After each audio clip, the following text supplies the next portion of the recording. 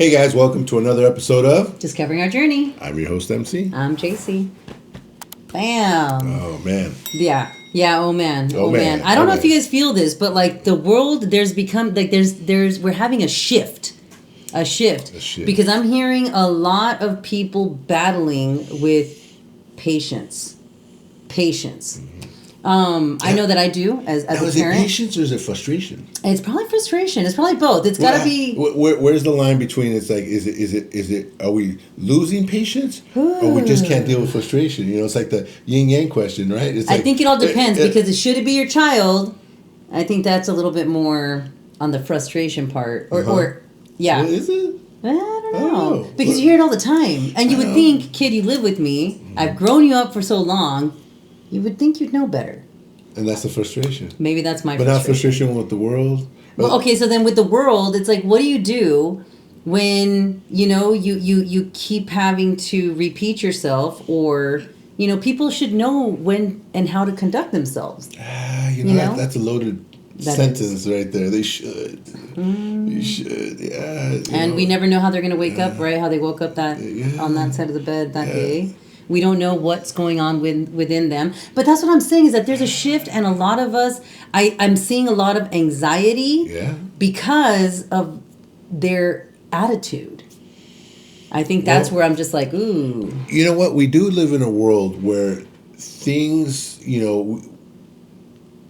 especially for the younger generation, we live in a world where I think that the amount of patience and the amount of frustrating topics or situations are just so blown out of proportion because we live in a world where I feel like even people that are older than I am have, in some ways, a lot more patience with stuff than people that are younger. Okay, hold up. Okay, you're talking generation now. Listen. Okay, but that's so different. We're not talking about technology wise. We're not. We're not talking about technology. No, we're not.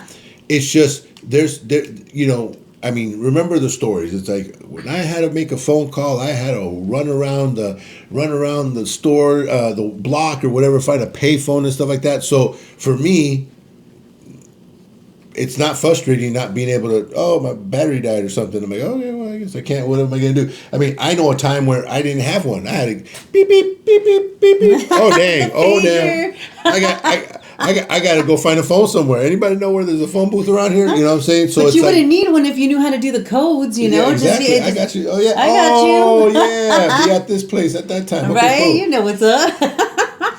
So, you know what I mean? So that's what I'm saying. I feel like we had to really be patient. I feel like some of the older generation, is not patient only with the technology part, but they had patience at one point because stuff took forever.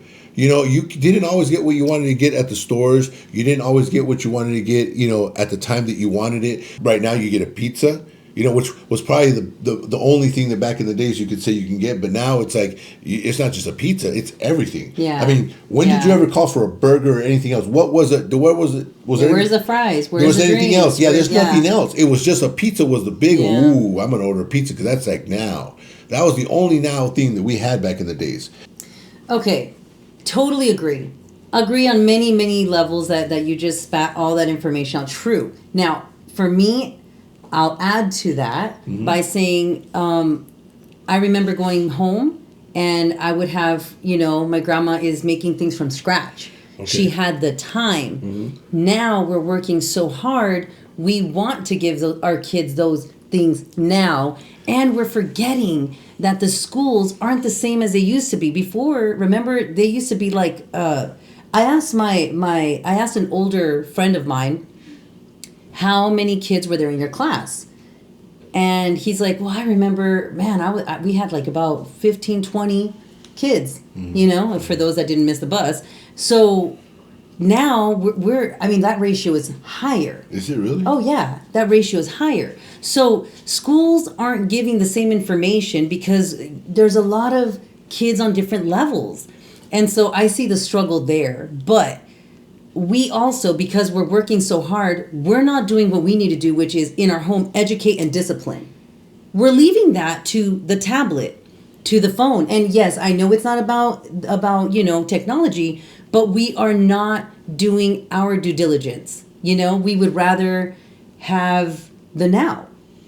And that's something that I've talked about before, that I feel that when we were growing up and we were younger, I don't feel like that parents were that much different than now. I don't think that there was as much attention as there needs to be now, because they have tablets and they're going to get information from other places. There's a lot of available information of whatever it is that you want. So I think it is harder for parents to realize, okay, we can't just be like, whatever, because, to me, it was like, they played out on the streets and they got, like I said, you had someone that they hooked up with. But that's where you learned your street smarts, man. That is so mandatory. Now it's all... There is none. Where's the home smarts? Yeah. All you have is information, yeah. But you need to apply it. You have the knowledge, but what are you going to do with it?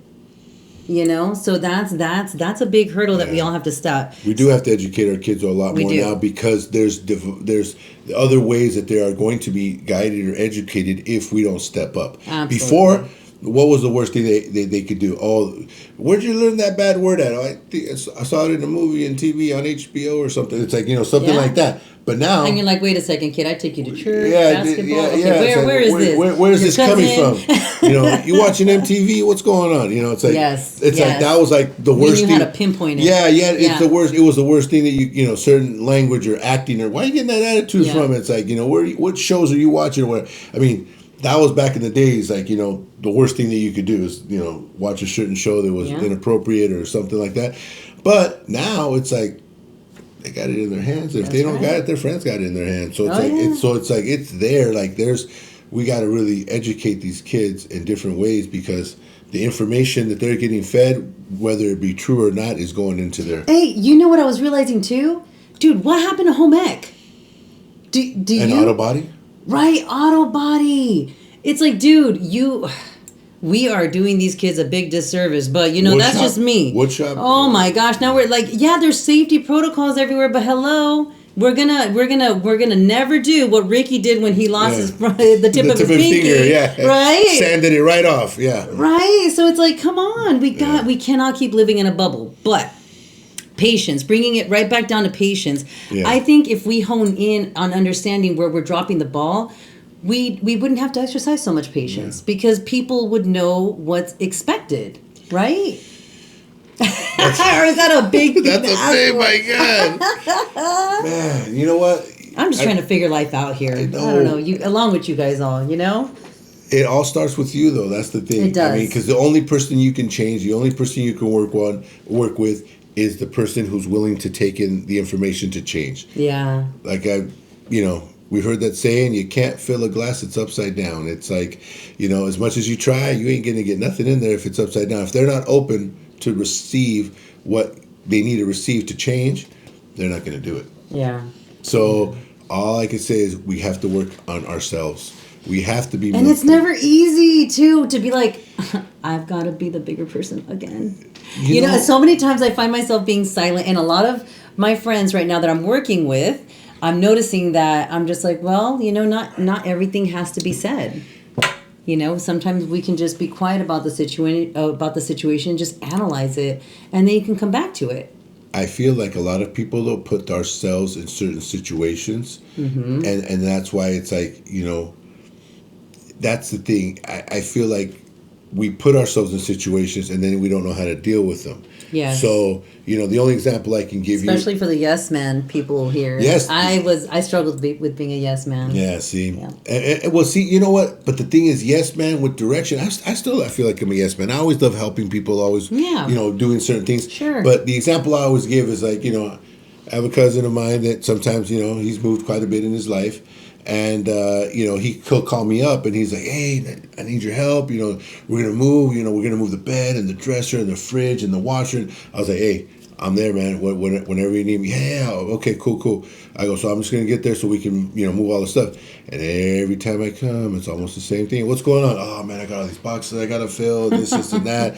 I was like, See these guns right here? Yeah, they're not made for boxes. They're not made for boxes. Are you showing him only because you're working out right now? I've been just trying to get that stretch on and stuff, you know. So. But I tell him, I tell him, it's like, hey, I'm here to help you with the heavy stuff. Yeah. You know, I'm not here to, you know. So I got about an hour or so. So it's like we're gonna move what we gotta do. I'm here for the couch. I'm here for the bed. I'm here for the refrigerator. I'm here for the big stuff. That's what you. I'm not here to put your little stuff in boxes for you, man. That's not how help works. That's what I'm here for. I love what you did there because I've learned that. A special tool that has helped me that I have recently passed on is, yes, setting up your boundaries, right? So expectations. Right, and the expectations. Mm-hmm. So I hear a friend needs a ride. Mm-hmm. You know, great. I have to think to myself, am I available? Mm-hmm. I've got to let them know if there is between this time and this time, because I otherwise I lose my day, and I've done that many, many times. So. And it's only because I want to keep friendship and I just want to be that person that go to and I've learned that you can still be that person just with a little bit of boundaries of knowing, hey, after this time and this time I'm kind of like I got to pick up my kids, I got things to do, you know? Yeah. So there was a situation that came up. I need a ride. It's like, okay, well, I'm free between 9 to 11. Mm-hmm. How can I help you there? You know? And it's like, wait, no, but I need you from this time and then I need to get picked up. Well, and then because I used to be a yes man, I had to take a moment. I had to take a breath, right? I had to be like, okay, I want to keep my friendship. And remember that what do you want to get out of this? What do you want to get out of this communication? Where do you want to land? Do you want to be angry or do you want to be understood and just keep the peace? Mm-hmm. So I'm like, well, you know, didn't you say that your roommate wasn't working? Can he maybe pick you up or is he working close to you there? Offering solutions, mm-hmm. because I need to get myself out of that without saying no, but kind of saying no. You know what I mean? In a way where I'm just like, this is the time I've got. Yeah, I mean we really have to, you know, to expect other people to change or get it is not the way. Yeah. To set expectations of what you expect, that's the way. You can't just be like, well, I thought he knew I had just used the hot water and he was going to burn himself when he turned on the water. It's like you can't. You know, you can't set those types of expectations for other people without having communication. Yes. You know, so that's one of those things that we have to work on. Like I said, with my situation, is hey, I'm here for this, I'm here for that. Let's do it. I'm ready to go. Now, did you tell them that before that? Did you say, hey, listen? Okay. Again, it's not the first time, and you know who you are. Wait a second. What do you mean they knew? Are you okay? So it wasn't communicated. We're talking about communication here. No, in other words, I didn't communicate with them.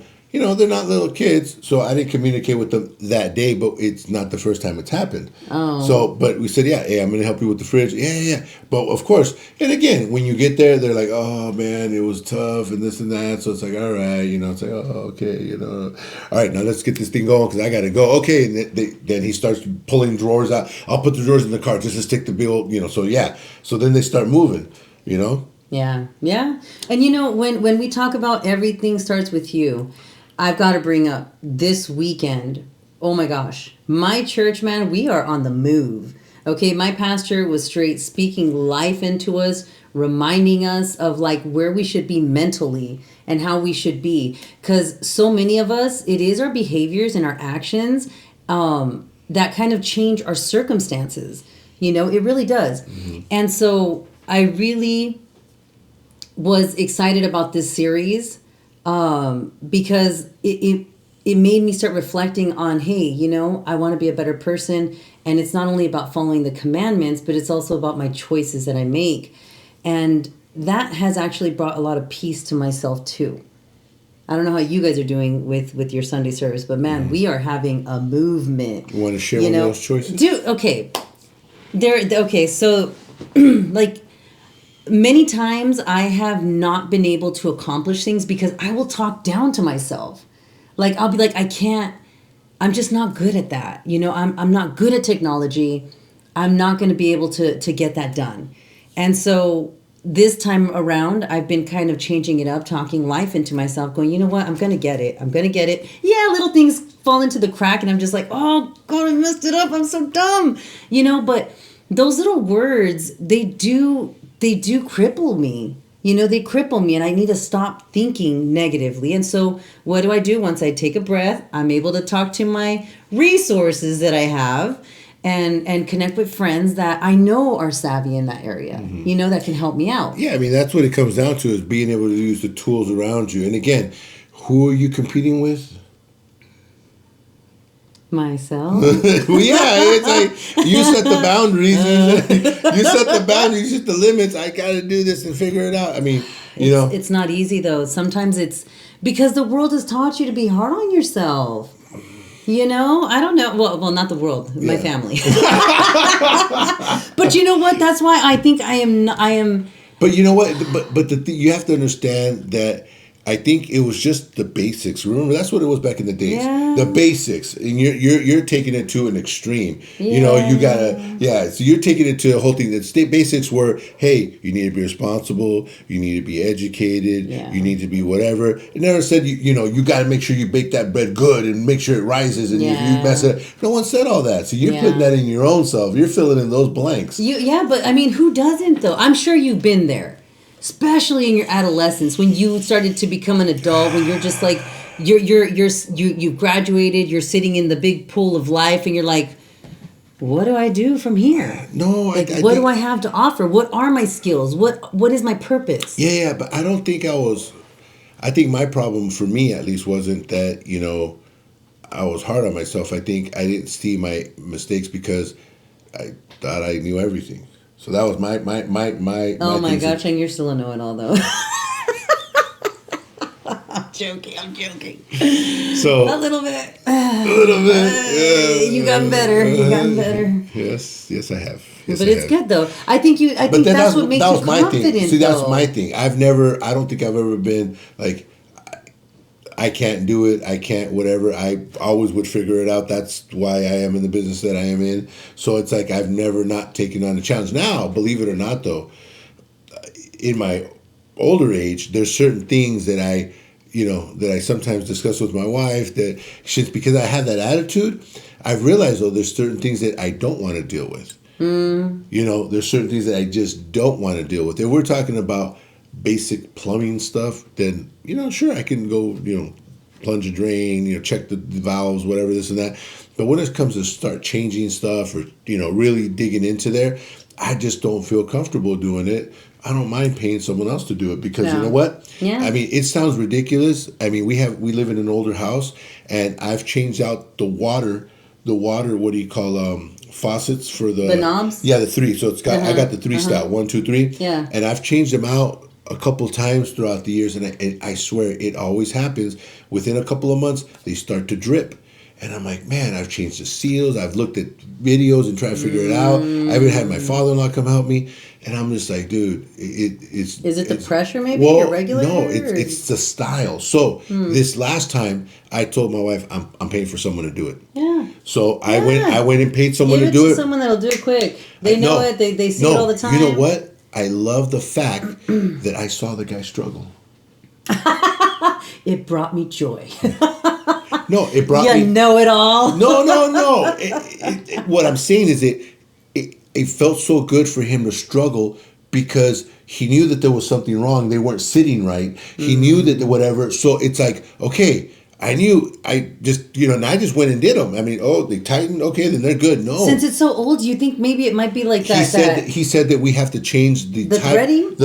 We have to rechange the type of threading that's in the walls to this newer type because this one loosens up with time. He goes, look at the wear that you have on your rings right here. Yep. He goes, and at one point, even if you get someone like myself to do it, it's going to be a problem where they're going to start to drip again. Yeah. You need to change the inside. So it felt good to be like, okay, I mean, it felt good in a way that, all this time I've been doing them wrong. We've been having drips and drips and drips of water and stuff and having issues with it. Yeah. So it felt good that he struggled with it. Yeah. Because then it shows that, I was getting into something I never should have. Because for one, it wasn't a simple, like, it works or doesn't. I knew there was something wrong.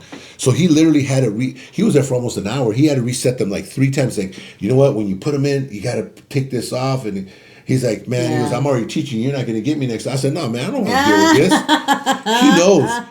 Me, I don't like mechanics because I'm really tough with my stuff and I end up breaking stuff because I just don't know, like, that torque. I just You don't have the gentleness. I don't have the gentleness like, sometimes. Exactly. Yeah. And the ability to, mechanics that work on cars are like, yeah. Oh, right there, that's it. And I'm like, oh, okay, sure, buddy. I can move it a little bit more. No, that's too much. It's like they know. So you're not, you're not gonna. There's times that we have to leave it to the professionals, or at least the more experienced people, to know. Yeah. Just like I'm in a certain field that I look at certain things. I'm like, yeah, that's gonna be a problem. Yeah. You just stapled that line right there, and yeah, right now there's not a problem, but that pressure on that line is gonna cause a problem later because we're not supposed to staple lines, unless it's got a plastic cover so it doesn't indent it. Yeah. So I know certain things like that, and there's certain things that we have to leave it to someone else. I love that you're a problem solver.